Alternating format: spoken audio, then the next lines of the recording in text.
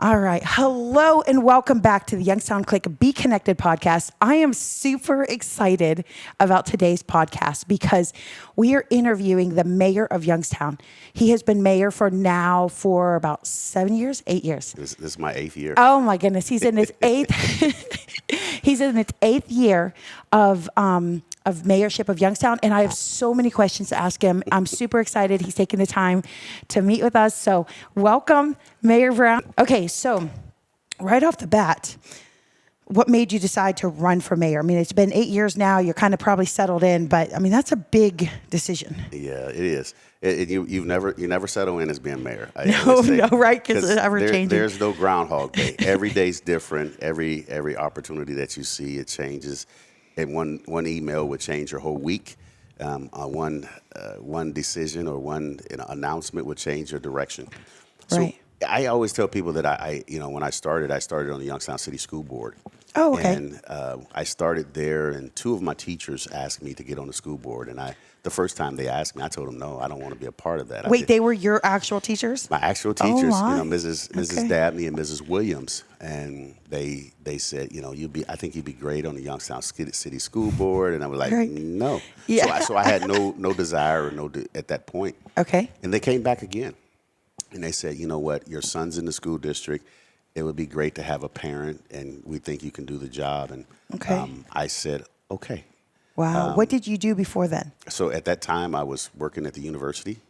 Okay. I worked for the Youngstown State Urban and Regional Studies. Okay. But I always say that the proudest job I ever had, I worked for Mahoney County Children's Service. Oh my. Yeah. So I worked Okay, there. so you kind of had your foot in like experience in so many things that have kind of like culminated, Absolutely. converged. If anyone asks you, the steps that you've been given, some of the jobs that I had going through college or growing up, and definitely when I got to Children's Service, never knew that it would prepare me to be mayor. Wow. Many of the things that I learned about family dynamics and what we experience in the city. I was in homes for 8 years. I worked in homes, and a lot of the families I worked with back then are still here. And we run into each other and we talk. Really? So I was in an ongoing, and I could have a whole conversation about I know, children's that's- service. oh, man. You could drop a social worker off in any given country and they'll survive because we know how to make how to make things happen. Right. But also the most proudest thing is that I met my wife there. Really? At Children's Services? Oh Yeah. my goodness. Yeah. Okay. So you were both social workers? So she's a licensed social worker. Okay. And she's still there. Yeah. Really? She's still there. So, Wow. we learned, when I worked at university and I started at the school board, but there were 13 people who were in the race that year Okay. for 4 seats. And I always tell the story that it was somebody saw something in me that I didn't see in myself.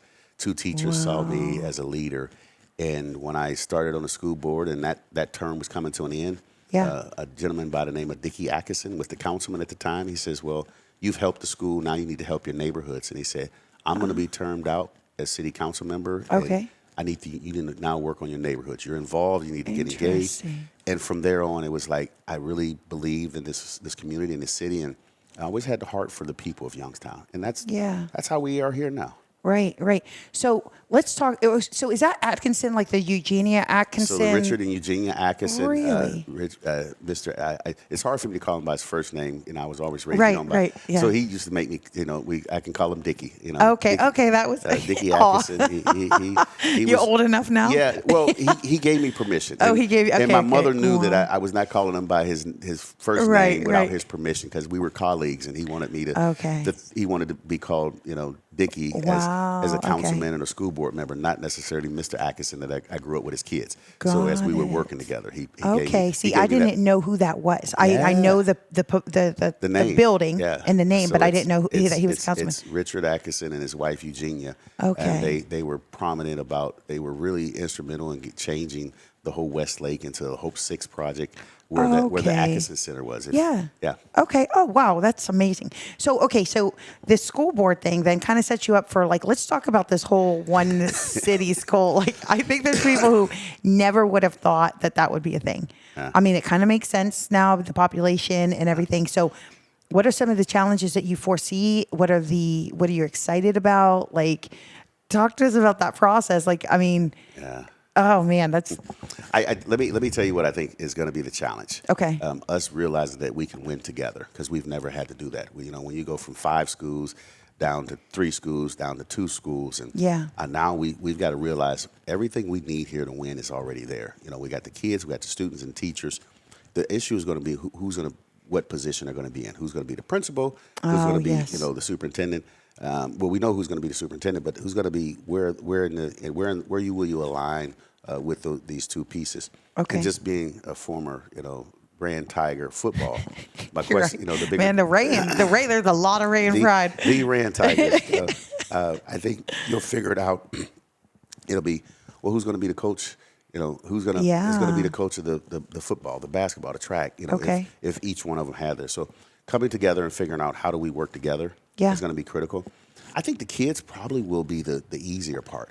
I think kids are at a point now. Socialization and getting them together is a lot easier for them than adults. Adults, we get stuck on, well, we used to do it that way. No one wants status quo, but no one wants to change when it comes to them. Yeah. I think it's going to be a big change and an adjustment. I'm looking forward to, when we come in, you don't have to pick and choose. I always used to tell, I don't want to pick and choose from, is it Cheney or East or, if other teams are Youngstown is Youngstown.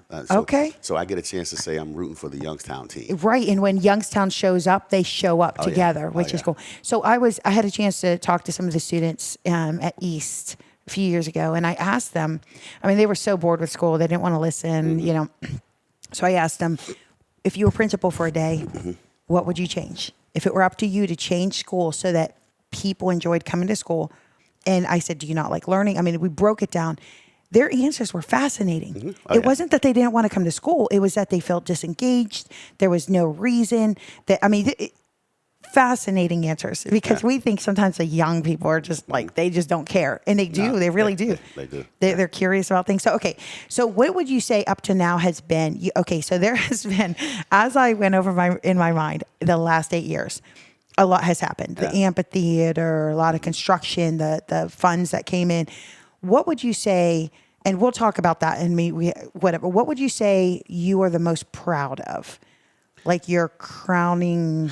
I know that's a kind of a trick question. It is. Because it's sometimes the small things that bring you the most joy. But what would you say, man, I'm really happy about this?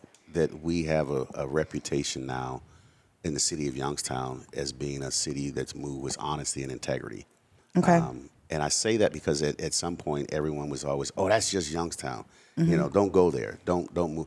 And now we're being invited to tables that we were not invited to. And as mayor, when I came in, I said, one of the things I wanted to make sure I did, I didn't want to cave to money, power, and politics. Yeah. And I wanted to make sure that that people knew I work for the people of Youngstown. Okay. And when I walk away, I want them to say that young man, he led with integrity and honesty, and the city is better off now than it was when he got there. Wow. And it's like you when Did you you find a lot of pushback on that? find it or still find it? Oh, okay. You do. Okay. You do. When you don't cave and compromise, because some people they're accustomed to having things the way they normally had it. Yeah. And when you say, well, let's think about it a different way, and that's not the way they're accustomed to, or if it's if you're not compromising, or I'm the mayor. Yeah. At the end of the day, when we talk to my staff about it, I always ask for ideas and thoughts, but ultimately, if you give me the idea that I like or it works for, I look at the bigger picture. Right. Sometimes I make decisions that I don't necessarily like that well. Okay. But it's for the good of the people of Youngstown. Got it. And in leadership, you've got to realize, I tell the story that when I was a DJ, I love certain songs, but I couldn't just play the songs I liked. I had to play the songs that individuals that the crowd the crowd liked. So we focus on that, and I think that would be a fun fundraiser. I did already. Oh, did you? Did you already? You did? You DJ'd? I did. It was music with the mayor, and they want to encore. Oh, okay. Yeah. If they had, because it puts you in a light that people don't get to see you, like they Yeah. They don't. Once I start telling them, my DJ name and my little slogans and how I would end a song or start a song. Okay. But I think it's that way. I look at the bigger picture, and when you start looking at the bigger picture, and I continually make sure Youngstown residents, will it benefit the Youngstown residents? I'll ask the question. Okay. How does that benefit the Youngstown residents? Okay. And when you have a mother and an uncle and a cousin, a brother that still live here, I govern Yeah. how it's going to affect the people I work for. Got it. Okay, so one of those things that I've heard, and I personally enjoy having the amphitheater, the Youngstown Amphitheater, and so I know that there was, like, okay, this is going to benefit the city, the residents of the city, because it was like it was like an investment, right? So obviously it's good for entertainment, and I mean we're getting John Mayer, who I love, so I'm super excited about that. But anyway, how would you say if that starts making money, does it go back into a fund that helps the residents, or how does that work? So when Covelli as well as the amphitheater are city owned. Okay. And JAC manages it. So Okay. after the end of the day, when all the bills are paid, the funds go back into the city. Okay. And it's for more of a bigger pot. Okay. You can not just see it in the back into entertainment, but we put it in to the community, back into our neighborhoods. So this is where we have a greater flexibility of not investing just in downtown, but in all four sides of town. Okay. With the funds. Those are, that was one of those pieces that we knew we could generate funding. Okay. Because Cavelli's not open. It's like it's only for maybe cold weather, but people Right. like to play outside. Yeah. So we reinvest that back into Youngstown. Okay. And now we're figuring out the Cavelli's a little older. We got to reinvest it back in there. We're just put a new roof on it.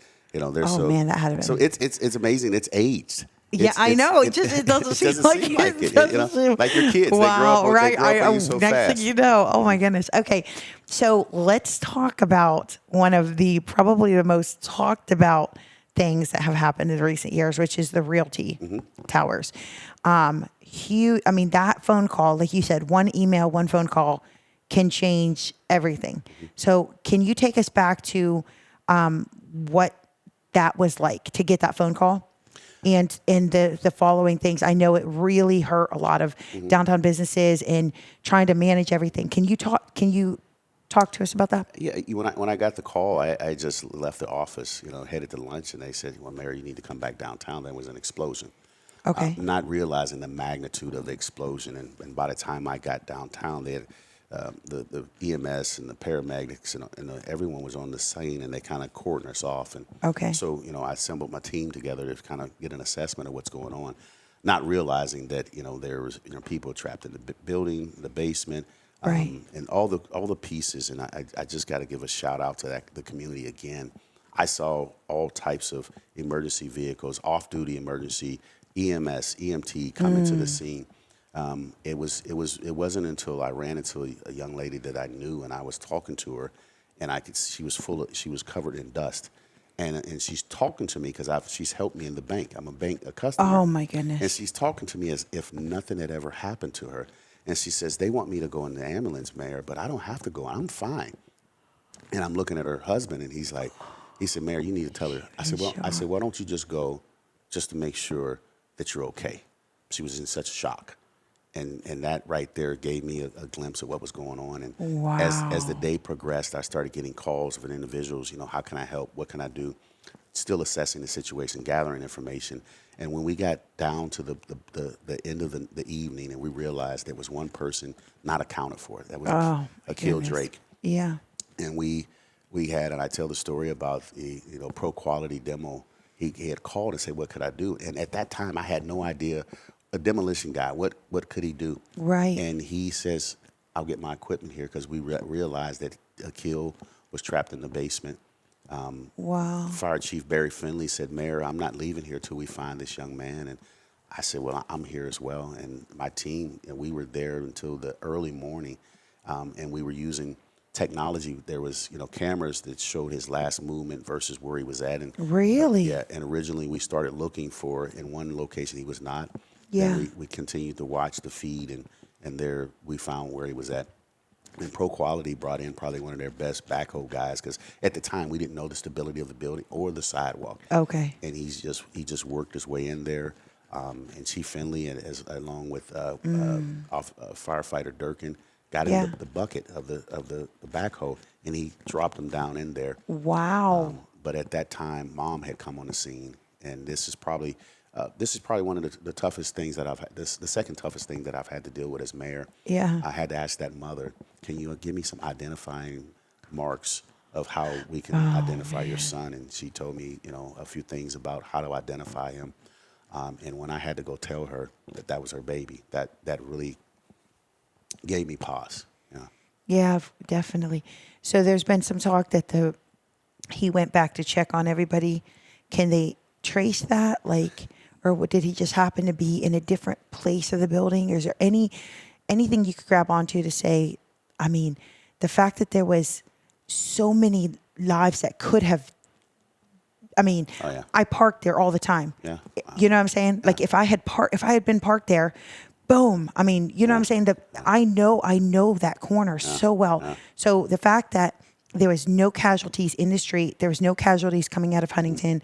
I mean, and in the building. Yeah. I've heard so many stories of the people who were in the building and just the trauma and stuff. Yeah. It's. Well, I think the other thing we looked at in my, a clergy friend of mine said, what about if that construction had not been going on at that time, where the street was blocked off? How many people would have been moving along that sidewalk? I was not clear on what Akil was doing. I know that there was a warning from individuals, and they pulled the fire alarm. Yeah.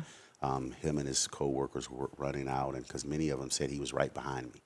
Oh, okay. So he was in the moving out, where he was leaving out the building. But like I said, that was probably the toughest part for us to identify and tell that mother that was her child. Man. As well as going home and just wanting to kiss your babies. As mayor, I see that a lot. But in the whole piece of that, it was a sense of camaraderie and togetherness.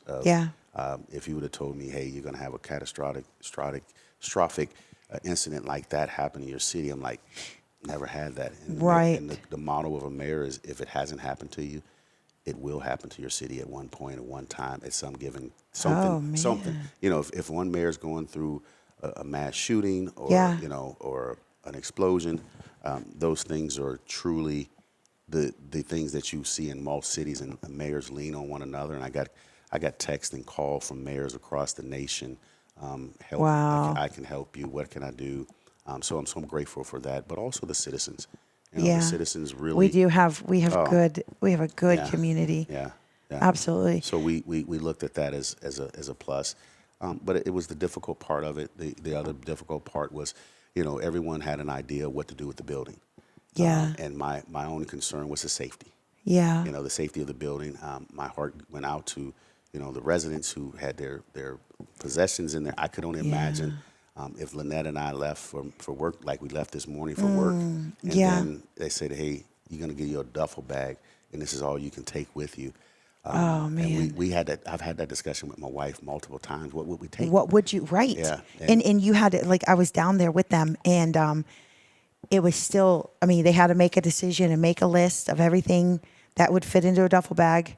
And seeing that them go through that, almost like, okay, I think I have everything. But then seeing it get knocked down and seeing inside the apartments and then the aftermath. And one guy, he didn't have a car. So because he lived downtown, he works downtown. So he had to, he reached out to see if somebody could buy him a bike. And it was like this big, he was pretty much fell through a lot of cracks, and just the aftermath of all that stuff, because then the international towers, people got a lot of attention because you had to house them. It was so chaotic. Is there anything in retrospect, because retrospect, what is it? Hindsight's 2020. What would you tell another mayor, or what would you tell your younger self from that situation? I can't even. It's probably not a word. It's probably a process. Okay. I think the one thing that helped me was understanding what partners we had and what their roles and responsibilities would be. Okay. And I know United Way, and their roles and responsibilities and what they would do, and that's why I leaned on them to help when it came to the citizens of the international towers to make sure. That was one of those tough decisions as well. When I got the engineer and to say, listen, and they drew the circle, and I said, well, he drew a circle. That building's in that circle. He said, yes. I was, recommend you evacuate it. And then, everyone wants to play Monday morning quarterback. Well, it didn't say it would, it could. I said, well, if something happened and I didn't do it, I would live with that. But if something didn't happen and I did this, I feel better that I always lean on the side of caution of safety. And if I know anything, the one thing I've learned about this job, make sure the safety of those who are involved first, whether it's the popular decision. The popular decision was not to move 180 some people Oh my goodness, and figure out where they could stay, where they can sleep, where they can eat. Yeah. But in tough times in leadership, you have to lead. Yeah. Sometimes it's lonely. What about, so from what I hear in the community, you had the International Towers that was taken care of by United Way, right? And then you have the restaurants who needed help. And then you have the residents of Realty, which from what I understand, they didn't get much from United Way. Yeah. So what were the protocols for those people? Was United Way supposed to help everybody? Or I'm not familiar with United Way, so too much. Yeah. So they did help, but I think at some point the help was so far expansive. Then you're talking people, and I know people personally. They beds, furniture. Yeah. The original was the how do you help the immediate, and I think there were multiple people that and they tried to help as far as they could, as far as the dollars would take them. So even the state development funds were not designed for the individuals from the Realty Tower. Unfortunate that they could take those monies and use them for bedding or furniture. Okay. The thought was, and this is where individuals say, well, what about their renter's insurance? Insurance would come. So that's where it kind of bottlenecked because those who lived in there, some had insurance, some didn't. Yeah. And that's where the piece came in. The most immediacy was those that were being displaced. Okay. And then how would they live and eat? So, and we as the mayor, we try to do as much as we could. And then some people believe that the responsibility should have been on those who were affected. But I just tell you, if it was Lynette and I, we try to lean on our family and our friends. But if an organization would offer something, we take what we had. So we try to navigate it and ask the public, for as much help, and that's why United Way was put together. But there were so many other groups and organizations that work with United Way that they came together like one. It was one team. Okay. And so they looked at the folks with mental health, with even some folks we found out should not probably been living in the international building by themselves. They should have been in assisted living or should have been in a nursing home, but they didn't want to go. So we uncovered a lot. We learned a lot about the when you kind of put self aside and you focus on the people who need it right there. Yeah. That was the big piece for us. Huh. Okay, so when you go elsewhere and you see all the different people, because it takes your job takes you to Columbus and DC, I'm sure, right? How do you see Youngstown people, the residents, the people who are from here? How do you see them as different? Describe that difference. There's a certain grit. I always say if you can work and live in the city of Youngstown, you can thrive anywhere else. Yeah. If you notice the people that go, when I'm winning in the U.S. Conference of Mayors, and when someone will say Youngstown, it's like, oh, I know such and such, or I've probably not in the last 8 years in any of the conference or the meetings or where I've been a part of a panel discussion, and I talk about Youngstown. I've always had someone come and say my grandmother, my grandfather. So we are rich. Wow. We're rich in our traditions, but the grit and the determination that you see in the people. I can honestly tell you, when I get some places and I hear stories from other mayors of how their citizens operate or they treat them. Yeah. I come home and I love my citizens. It may seem that I tell anybody there's reasonable and unreasonable criticism. Yeah. I take reasonable criticism well. Okay. Unreasonable I don't, and I'm a constant learner. Yeah. I try to learn. I'm not the same mayor I was 8 years ago. I'm not the same person. Yeah. I've grown. I've learned. Like you said, I'm kind of getting settled into it. Mm-hmm. I've grown into being taking the reasonable criticism that I know. I don't know everything. Right. But when I learn what other mayors have to go through and they deal with their citizens, I come home and want to hug all my citizens. Because, We're going to start a line. They'll be like, yeah, the receiving line. hug the mayor line. Hug the mayor line. I truly believe that, and I think at the end of the day, once they know your heart, Yeah. they know that I put them first no matter where I'm at. I Yeah. tell them I work for some of the best people in the world. I got 60,000, bosses. Every day is a job interview. Every 4 years an evaluation. Oh, that's interesting. Yeah. So good. And we're okay. So we're going to talk about the election coming up. We're going to talk about some of the crime. We're going to talk about some of the national things going on. But I do want to say before we break for a commercial, I want to say that I love the fact that when you see in these other cities, these riots going on and these, just chaos in the streets, that I'm like, my heart feels safe here in Youngstown. And that is so priceless. I can't imagine living in a place that you love and not feeling safe there, not feeling like the city is giving back to you or like there for you. So I do have to say, I love and appreciate Thank Youngstown. you. I appreciate that we could do jazz in the park and we could do these amphitheater shows. So anyway, we'll be right back with more from Mayor TITO Brown right after this.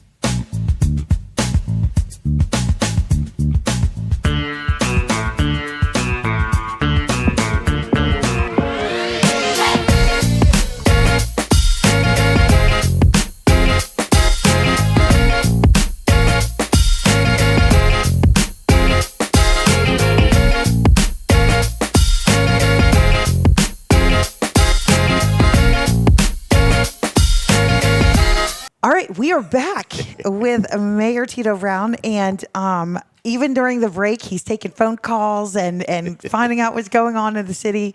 So I truly see how it works. Okay, so let's talk about a common criticism that you hear, and how would you answer it? So I know, some people, they say, well, I don't listen to criticism, so I'm just going to do what I do. But I'm sure you hear the difference, especially revolving around the COVID shutdowns, the construction, the realty towers, and how it hurt businesses and stuff like that. So, or is there another thing? Like, I'm just basically, what do you hear that you're like, man, if I can just answer this, I would. I think the biggest problem people is the responsibility. What's actually the mayor's responsibility and roles? Okay. I get criticism for, state routes. When the state comes in and they may want to add something or take something away with a state route. Okay. Or, we talk about construction and, when we let a contract out with a construction company, that's our we're the customer. Unfortunately, sometimes it affects others. And the city gets the kickback, the blowback. Okay. From what the guy who's running that shovel or construction, his boss is telling him, I need you to go take care of this location. Okay. Not realizing that where you're stymieing parking or you're affecting the doors of his job is to focus on that. And I think the biggest, once it gets out of my hands, like if it was a street sweeper from the city of Youngstown that's blocking that traffic, I think that should be my responsibility. Yes. Okay. But I think when if something was new for us, the construction was new, and we had never had that much progress in the city before. Orange Barrels is progress, but it really stymied a lot because the area was so compact in the city of Youngstown. Yes. And then COVID on top of that didn't help, so the time lapse kept going on. So we've led through the construction. We're proud to say that the $20 million that we spent on our downtown, I've not had one person tell me it doesn't look beautiful.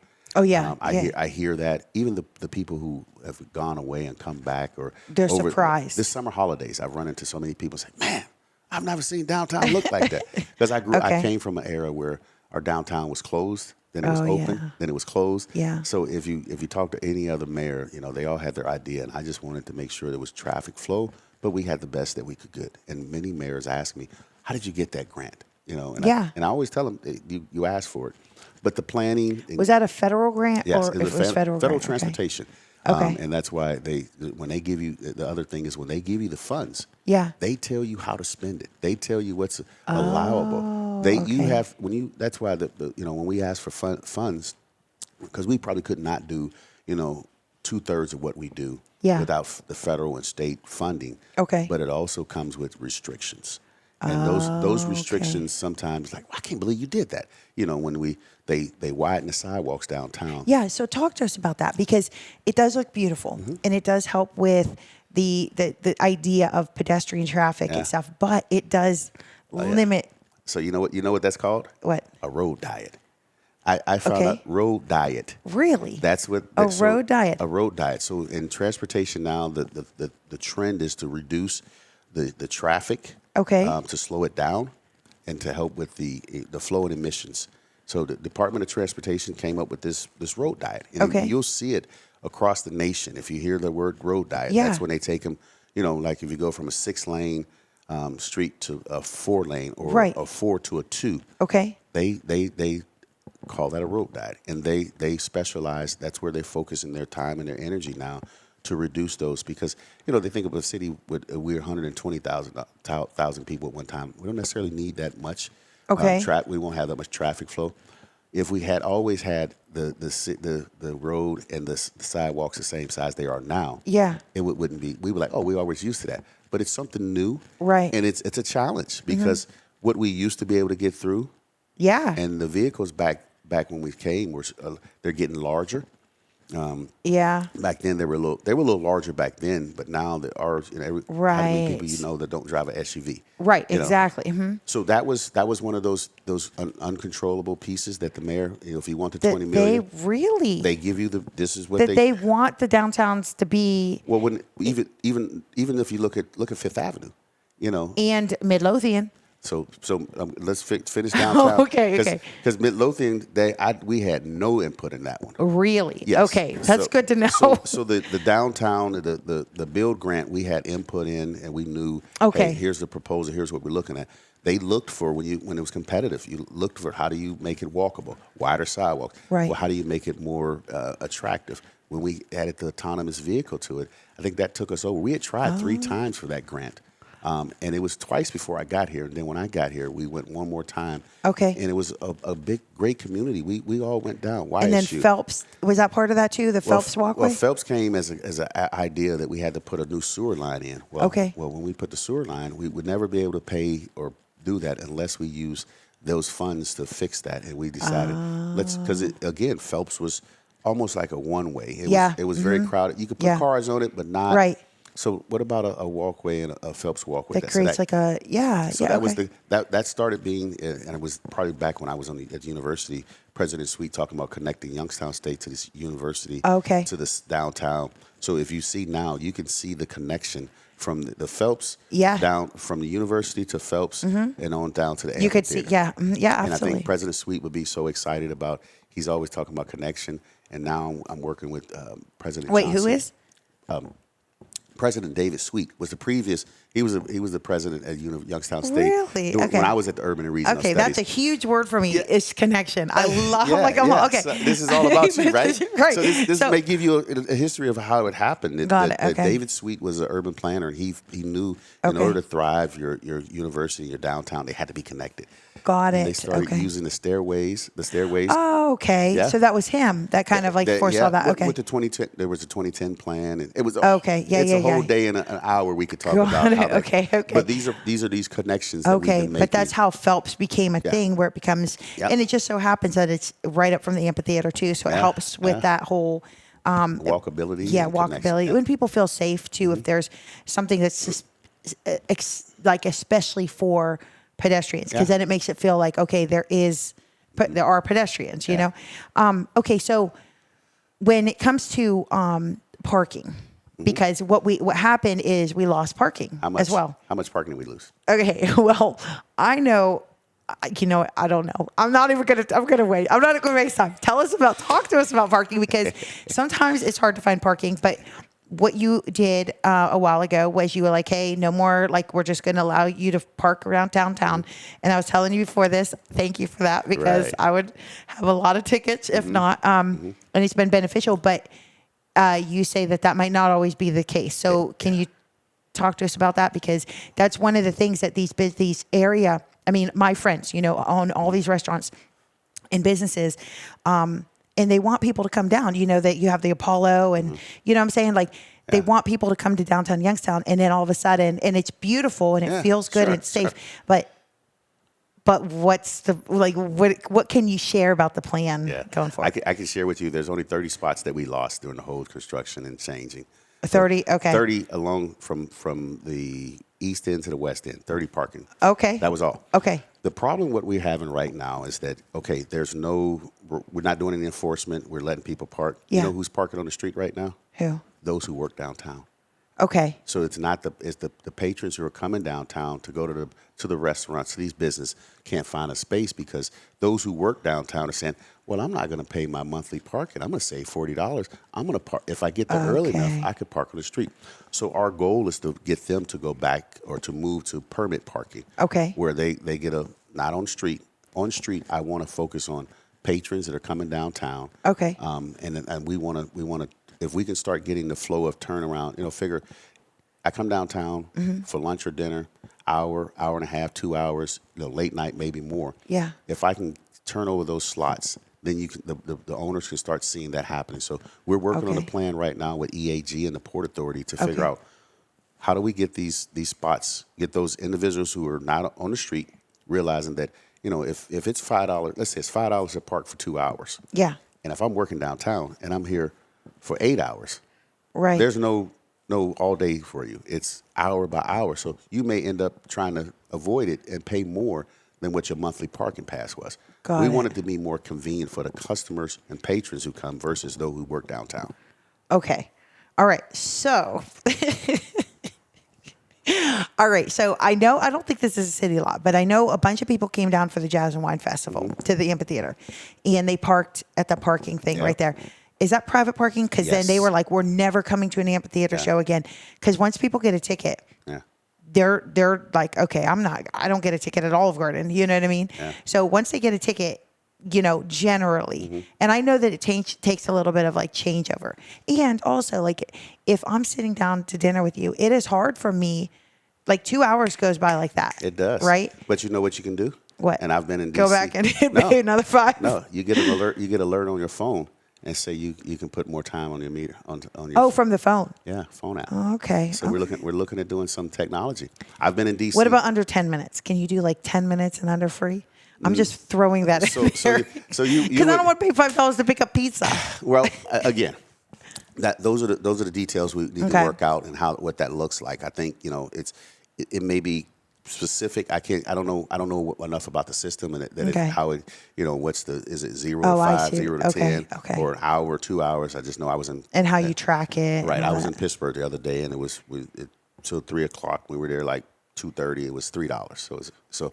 Oh, see, that's not bad. Okay. Correct. But if I stay a little longer, I think it changes. Goes up. So we're talking about the parking and at the private lots. Those are one of those things that the mayor gets blamed for as well. I get the calls from my family, my friends. I got a ticket for this much. Sure. Unfortunate that when you're a public entity, people look at you as the voice. I'm the messenger, and I explain to these private entities are about making a profit, and they're not. They were a little more laxed or a little more lenient. They changed their model, and it's pay before you when you're there. You can't pay later. You used to be able to go there. You used to be able to put it in the slot. Oh, I know. You have to squeeze it into that little slot. Yeah. So those are things that we don't control. And when you have private entities, and some of the private entities are local business, conglomerates that came together and bought property years ago. So it's amazing that if you find out who owns those lots. And we've asked. That was a good investment. I'll tell you that. It was, but it was at the time where downtown wasn't that busy. Yeah. So somebody saw something and said, you know what? Downtown's going to come back, because if you saw the trend, it was downtown. Then they started going to strip plazas. Then they went to the mall, and now we're going back to the strip plazas, and now coming back to the downtowns. Yes, absolutely. Okay, so real quick, now this is beyond your Youngstown jurisdiction, but do you know anything that's happening with the mall? I do not. Okay. That's more commissioners and township, right? Boardman. It's there. I just know that I work for the Mahoney County Treasurer's Office for many years, and and when you continue to see the difficulty in paying the real estate tax and the numbers that are there, there's probably a lot of financial issues they got to get through, or maybe how they've structured the deal. Not really sure, I'm always an advocate for, how do we not lose an entity like that? Because Absolutely. if you don't realize that that's going to affect the region, Everything. Yeah. So somebody said that this guy, that he's holding on to it until laws change and he could put casinos in. I hope that's not the case, but it's kind of sketchy because he doesn't seem like he's really interested in reviving it. And so if he's holding on barely paying the minimum in Tulsa and Youngstown and all these different cities, and then the laws change and all of a sudden, you could have a casino in Boardman, then he's primed to make that money. So I'm a little suspicious, and I feel like somebody needs to research it because that wouldn't be cool, Yeah. Well, the word on the curb. You got the word. The on word the on curb. the I didn't hear that. I never even heard that word the on the curb. So you got it before I did. I didn't get that. That's Right, the first time I've so, heard that. So I am, I don't take that to the bank, Well, that's what but I'm it's saying. definitely. So the word on the curb is the word on the curb. Okay, all right. So, on a more personal note, what do you do to relax? Like I said, my woosah. yeah. Jaleesa, what do I like to do? Fishing. Oh, what? You fish? What? I don't fish. I grocery shop. Oh, okay. I go. Giant Eagle calls me when they're looking for a certain fish. That is my go-to. I think goodness. work is for people who don't know how to fish. Oh my goodness. Yeah, so I've never had a bad fishing day. Really? You know where to go. You know where to find them. Oh yeah. Okay, so you and I both know Corey. Did you cook? Oh my goodness, Corey Love.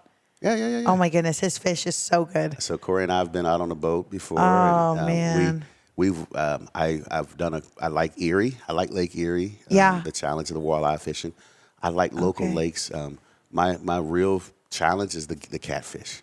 Really? Most people don't deal with them, don't care for them. There's nothing like fishing for catfish. Are they harder to clean and cut and stuff? They are if you don't know what you're doing. Nothing. Only thing's easy. Man, I was surprised. I am surprised. Nothing's easy unless you know what you're doing. That's true. So catfish are the bait. Finding the bait that they like. They love chicken liver. They love Kool-Aid. Kool-Aid. If you take a little Kool-Aid and chicken liver, you put it on there. It kind of chums the water up a little bit, sweetens the water, attracts. It's more the Really? Oh yeah, they like shrimp. Okay. Yeah, Oh my goodness. What's the biggest fish you've caught? Do you have like is your wall full of pictures? I got a big fish story. No. I mean, we've caught quite a more of the big. I mean, we've gone 50, 60 at some time. Wow. Yeah, just to pull them out, fill 2 buckets full of fish, and you go home, you skin them, you scale them. What? See, I've never even been fishing. So don't tell anybody that. Don't tell any. Don't. Now I have to. Now I got to put you on my list. One of the things. I do fishing with the mayor. This is my 3rd year. I just did my 3rd year fishing with the mayor. It was because one of my friends who's the same age as I was, and I asked, hey, I'm gonna go fishing. He's like, I've never been fishing. It hurt my heart. I mean, in reality, he had never been fishing, and he was 50-some years old. Oh, right. So I decided that let's expose our kids to fishing. Yes. Because it gives them another outlet of wanting to, what can I do during the summer? Yes. People go down to Mill Creek Park, all the time, or if you get a rod and a reel and some bait, that's a whole day. Pack your lunch and your flashlight. So I got to get you, connected with fishing with the mayor. I bring the kids to McKelvey Lake. Really? I get mentors who teach them how to fish. Oh. First, we do water safety. We do fishing safety, like the hook. If it gets in your finger, it will hurt. And then we separate who's squeamish about putting on bait. I won't make them until they're comfortable with it. And I had a young lady this year. She's like, I don't want that worm. And by the end of the day, she wanted. Give me the worm. No way. Because she saw the worms. So it teaches them. She saw the benefit in worm live bait versus the. Isn't that everybody something? Was catching with the live bait. She says, yeah. Wow. Isn't that something? Because I notice it seems like people, it brings people together. Even in movies, you see that. So who taught you how to fish? It was my godfather. Really? He came by and he said, hey, we're headed down to Mill Creek Park. Do you want to go? Go ask your mother if you want to go. And I'm like, yeah. And we went, and it was like, I guess it's like, your first time you go golfing. You keep chasing, going fishing. Wow. He kind of told me, and then he gave me the rod and reel. It's yours. You keep Oh, it. that Yeah. is so Yeah. cool. Wow. Yeah. I have a neighbor kid, Excuse me. a friend's dad is doing that for him. And you see him walking down the street now Oh, with yeah. his rod. Yeah. And it's so cute, like Yeah. to see how much he Yeah. loves fishing. That's So amazing. all my kids, my girls, they All know how to fish? Girls and boys. There's nobody Yeah. is exempt in my house other than my wife. My Everybody wife, fishes. she'll go, but she won't. She could cook it. I'm sure she could cook yeah, it. she won't. Do you cook it on the open fire? Like, do you do that? Yeah, we with Oh, hot grease, goodness. and or grill it.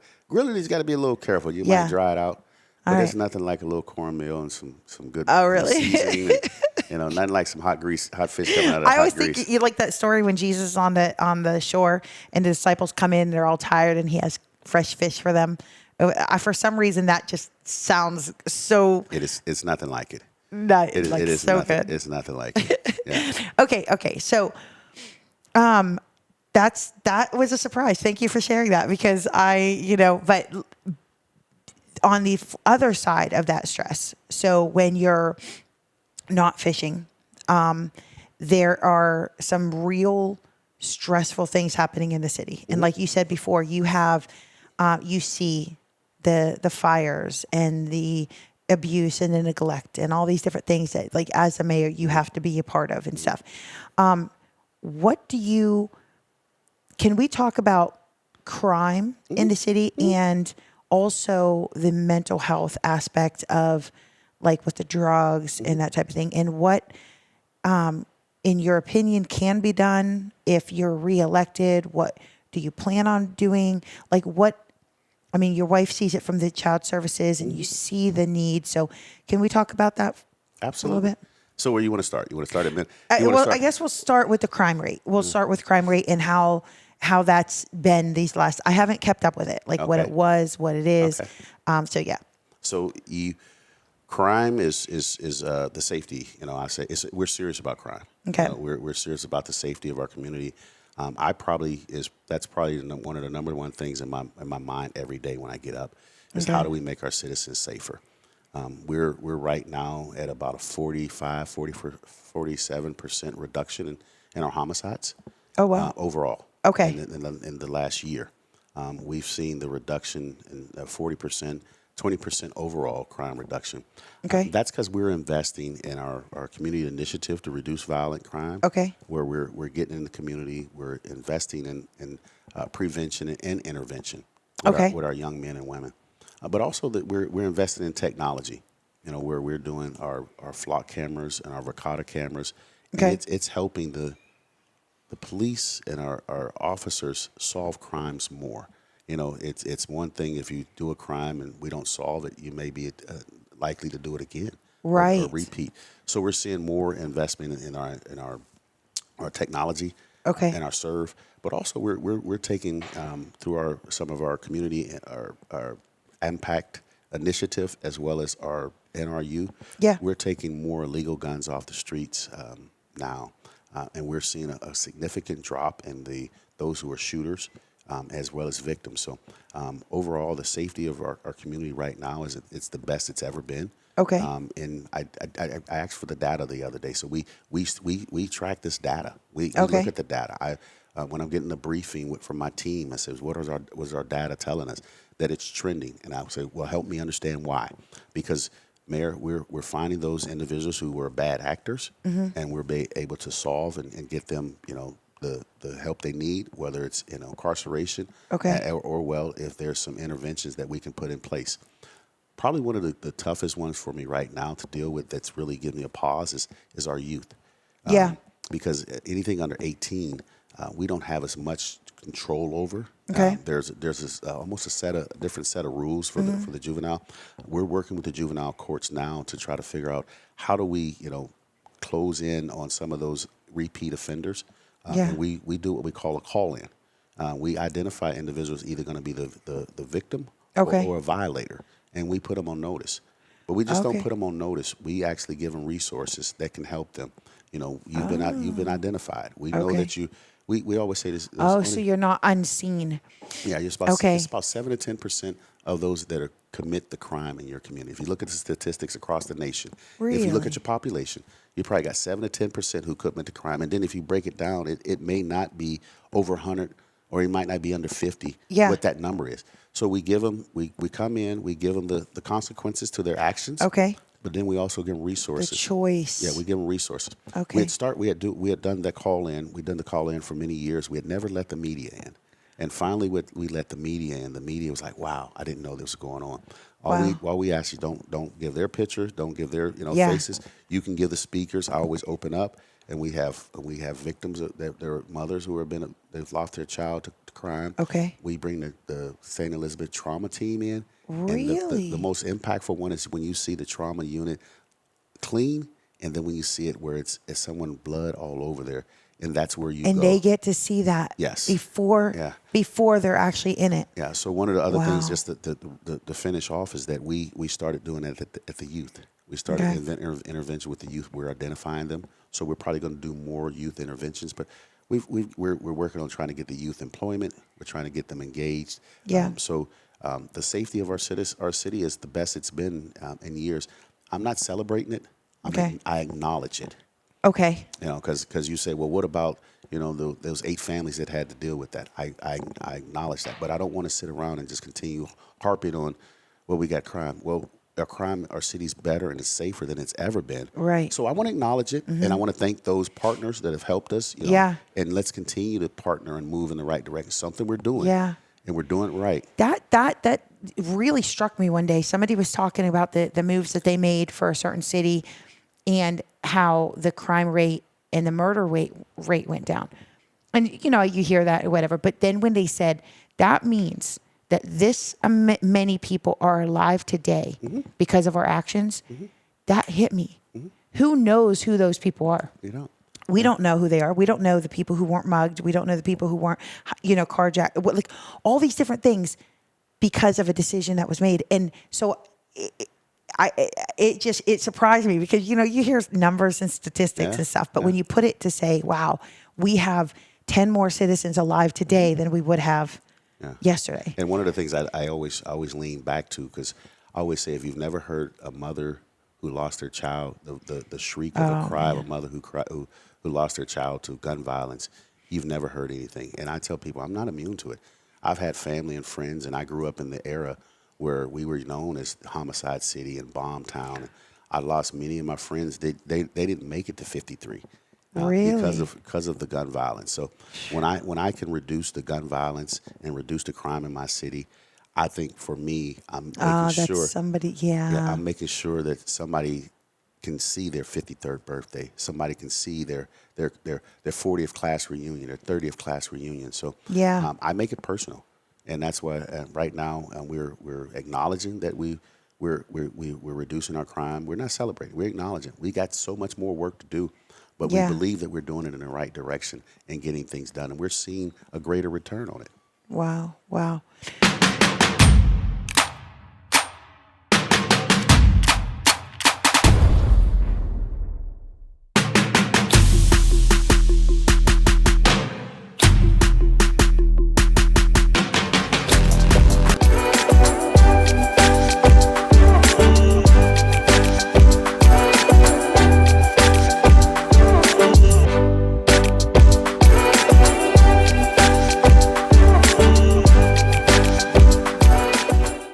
Okay, so man, I'm so appreciative. I'm like, I have so many questions, so I'm going to try to go on the next couple pretty quick because I know that we got to get you out of here. But 20 Federal Place, what are the plans? I know what the plans were. I know things have changed. And then what's the plan for the empty realty thing?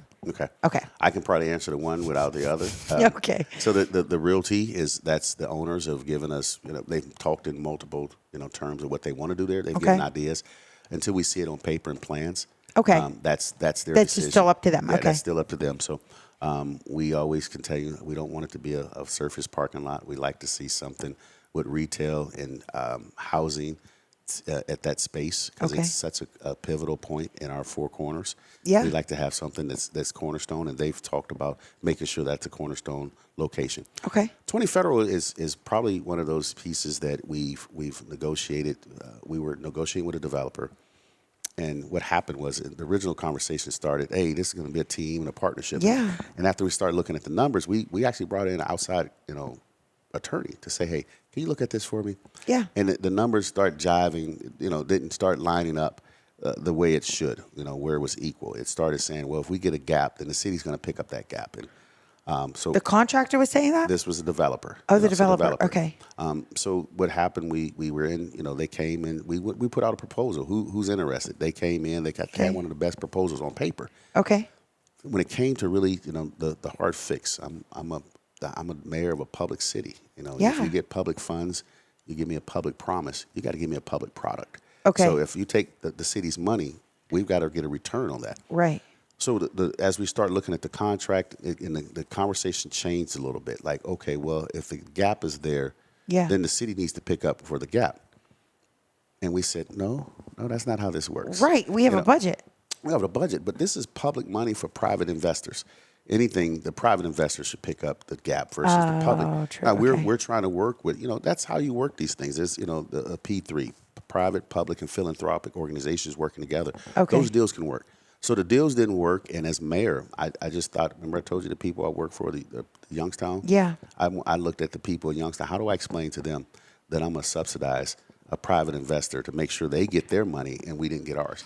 So Right. we came to a mutual agreement to say, you know what, maybe it's best that we don't try to go any further Okay. because we can't go any further with these terms. Yeah. So we couldn't come to terms on negotiation. I don't know if you ever negotiated on a house or a car before. I wish I was better at it. Sometimes you have to walk away. And Okay. we decided we're going to walk away. And there was, the talk about, well, you're going to lose the tax credits. I think that was one of their strategies. Oh, they thought they had you. Yes. That, well, you don't want to lose the tax credits. Well, I think if we've had to due diligence before, we had the state of Ohio put in $7 or $8 million in getting that building ready for site development, then the state of Ohio will come back to the city, because of our due diligence. We have to okay. do our due diligence. I got public funds. I can't misappropriate any of Youngstown's funds. For the last 8 years, I've balanced the budget, and Okay. I believe for the past 4 audits, we've had a clean audit, and we had not had one of those in 20 years. Wow. So we're when I Wow. talk about money, Yeah. I'm physically responsible for the people's money. I got to answer to it. Wow. My mother's a citizen. I have to answer to her. Yeah, and right. talk Oh, about gee. how I'm spending the money. You got it. So Right. that deal didn't happen because it was not in the best interest of the citizens of Youngstown, Okay. and we just put it back out there. Fentanyl killed my daughter Amanda. This powerful play will move you and leave you inspired. Go to amwakeupcall.org and get your tickets, and I'll see you there. So we are rounding up. We are almost done. We are. This has been such a great podcast. So You're not I just saying that. You're not just saying No, that. no, because we've gotten the answers to some. We've gotten to know you a little bit more. We've kind of gotten to pick your brain. So I mean, the mayor shows up, and you get what the media shows, right? Yeah. So thank you for letting us kind of get inside your head a So little there's a bit. difference. I always tell there's two people. I got this multi-personality. I'll share it with you. Jamael is the mayor, and Okay. Tito's Tito you grew up with. So the mayor is, people see the mayor. Yeah. They see Jamael. Oh, okay. I got that job to do, but Yeah. Tito is the kid you grew up with. Born and raised here. Got went to high it. school with you. Had all my friends call me Tito. None of my friends. Yeah, call where me did Tito Jamael. come from? That's my Jamal? Jamael. So Jamel's my first name. Oh, Tito is your second name. It's my middle name. Oh, okay, Yeah, okay. I tell Oh, that's- everybody, when people okay. put it in There was a quotation, they put it in nickname. quotation. It is Okay, not a it's not- nickname. It is not a nickname. Okay, all so right. I say, the mayor's my job. Okay. But I never want to forget where I came from. Yeah. So I can still go and stop at the neighborhoods where I grew up. Yeah. And see my friends and family. And one thing they always say, man, you haven't changed a bit. I said, if I change, you wouldn't recognize me. So I want people to recognize me because Yeah. I don't plan on doing this job all my life. Right. So when I walk away from this, I want to be able to call one of my friends and say, let's go fishing. I don't. Oh, want- I was going to ask you, what do you plan to do after the mayorship? Man, there's too many questions. Okay, okay. What would you do if? Okay, so the election's coming up, right? And I know you're passionate about a lot of things. So let's just say after this mayor term or the next mayor term, whenever you're no longer mayor, what are you looking forward to putting your energy into? Actually, I'm at a point in my career. I think I'm going to come off the field being maybe the candidate. Okay. Either going on the sideline and coaching and teaching in leadership and if even in public sector. I want to go and come off and teach and in the public sector, whether it be an elected official or just in public service. Yeah. Because I've done it. It'll be 30 years, and this year I started in public service in 1995. Wow. At children's service. So it's been 30 years, and I've learned a lot. So that's your heart, is the public service. Yes, I still be doing public Yeah. service. Not necessarily have to be I don't believe I have to be an elected official to do so. Yeah. I love to be a college professor. To be honest with you. Oh, you could totally. I've watched what other governors Right. and senators do. They go study. They go Right. teach at their local universities because social work and or community organizing is my dynamic. But if that doesn't, And sometimes people disrespect professors saying, "Oh, those who can't do teach." That would not be the case. That would be like, "Hey, I did it, and here's my experience teaching." It's the other for me. Those who can't criticize, those who can lead. Come on. Lead. See? Yeah. Right. And those who do, it's natural for you to want to turn around and mentor and teach somebody else. It's like a natural thing. Real quick, I know you met President Biden, right? Did you meet President Trump? I have not. You have not met him? No. Okay. All right. And you've met President Obama? I did. I met him when he came to Valerick, and I was a president of the city council when he came. Okay. Have you met anybody else? Any other famous people, or in your mayorship? Has that put you into rooms of? Man, I'm many, sure. There's many. I mean, we in the last 8 years, I've been on the U.S. Conference of Mayors, and we're nonpartisan. Okay. So when we go to the White House or when we go on the Hill, we make sure we send the Democrat and the Republicans into the room. Nice. So if it's a Republican president, the Republican mayor. Okay. Or if it's Democrat, the Democrat mayor. Oh, got it. So we. Do you plan? Oh, sorry. Okay. What were we No. next? Do you plan on,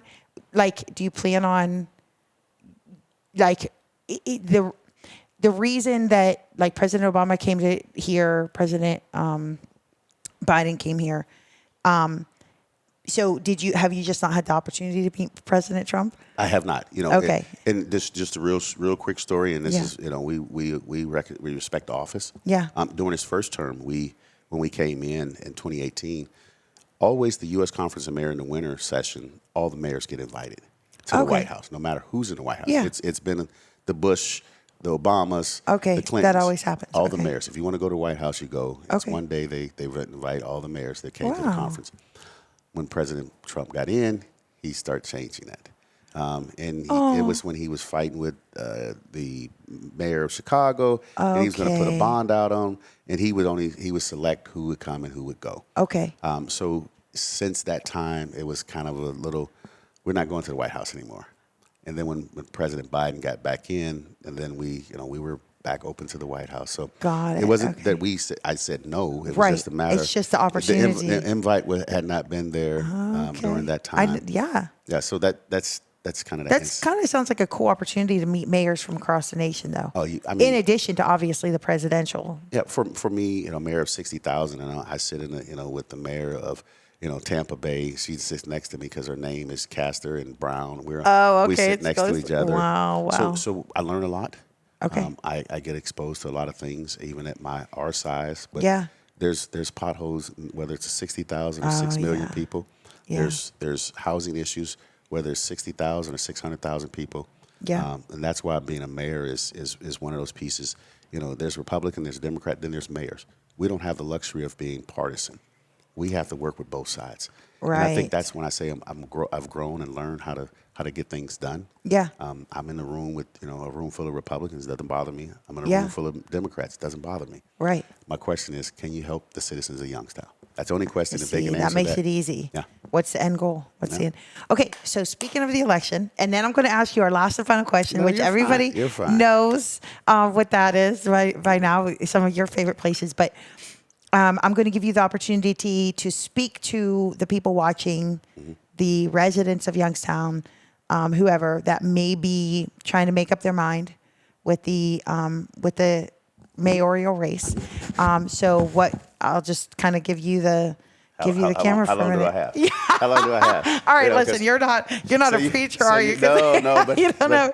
but as I'm an elected official, so Okay, you always think you want to miss things. Yeah. So I would just tell individuals, and I'm the mayor. I've been the mayor for 8 years. Over the last 8 years, we've seen a significant improvement in investment in our city. We're focusing on housing, but we're also seeing that we are thriving as a community. As under my leadership, we have seen safer cities, healthier communities, and we're seeing a greater and a brighter future for our city. When I say a safer city, we're seeing the reduction in homicides. We're seeing an investment in our community initiative to reduce violence, which is helping us. But also our community is healthier.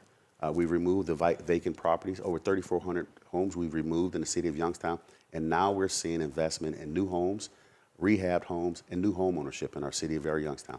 We've also been able to invest $10 million in our parks. I guarantee you there's a new park coming near you, no matter where you live and where you go. And one thing that's on my heart, as mayor, I'll have the first infant mortality clinic in the city of Youngstown to help reduce infant mortality for my babies so they can go from K to gray and they can grow.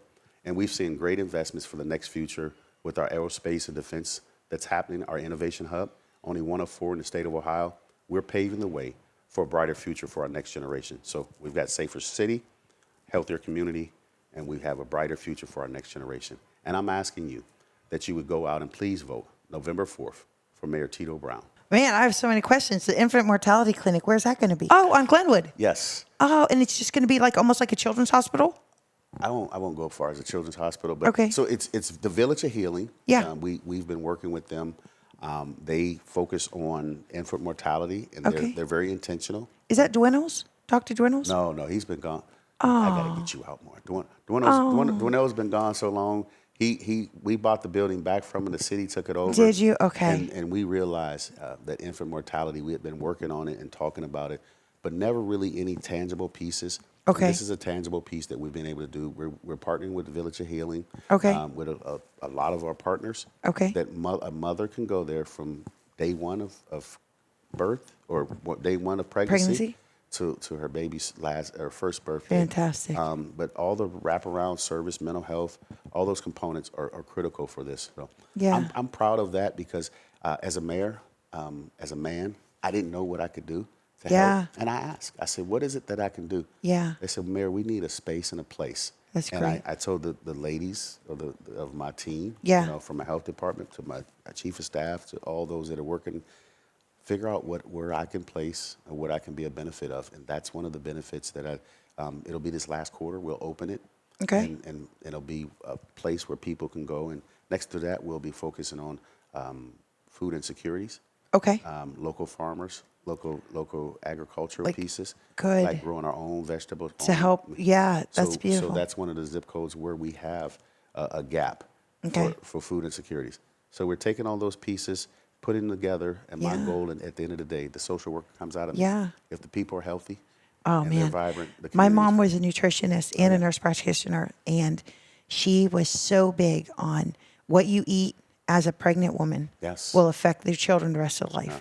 The calcium that you eat from the time you're born or in your mother's womb to the time you're in your 20s, it's building, and then it starts depleting. So if up until 24, 25, if you're not getting the proper calcium for your bones, you're going to end up with more high likely chance of osteoporosis, arthritis, all the things that happen because, the stooping, because you did not properly have the proper calcium in these formation years. It's fascinating. The things that she knew and would teach, but the world wasn't ready for it. So, but she cured scleroderma, diabetes type 1, so many different things just by understanding the body and nutrition. Fascinating. Now you got me thinking, did I drink enough milk? Yeah. Is my posture right? Because I'm past 24. I'm a little past 24, so I want to make sure that, this is, right. No, but you got to think about it. Now I know. You got me thinking. You could still take it after. You could still, right. But as far as like that. Yeah. Anyway, okay. So last question. 3 of your favorite places, whether it be food places or places you like to go that you would tell other people that they should definitely check out. I always take people, first and foremost, I take them to Mill Creek Park. Oh, yes. I take them, and I think we underappreciate what we have. And Yeah. when they leave, they're like, wow. And the bad, sometimes I'm very, well, let me take you a little further. I'll take them from Youngstown to Boardman, and I'll connect them. The park connects there. And they'll be like, oh. Right, we just went through the park. We Yes. just went through the park. And I used to work for the park when I was in college. So I know the park. I tell my wife, I said, where do you want to go? I said, we'll go through the park. She said, I have no idea where we're going. Right, And I'm doing whining and treading, so that's me that too. is probably one of my number one places that I love to take people to see. Yeah. When they come Wow. to town. Mill Creek Park. If I want to make sure they get a sense of Youngstown, I'll take them to, because we're either it's pizza, Italian, or soul food. Okay. We have the Pit Boss, Charlie Staples. Oh, yeah. We have MVR. Oh, yum. And then you can throw your hands up in the air which pizza place you want to send them or take them to. Right. So, Yeah. Oh, that's cool. That's so people are impressed when they come in and get our food, our barbecue. I mean, you can't go wrong when you have a friend of yours to say, hey, are you coming down to D.C.? I'm like, yeah. Well, can you run through Bellaria and bring me a pizza? Or can you grab me a couple pizzas from Bellaria? Come on, and take it home.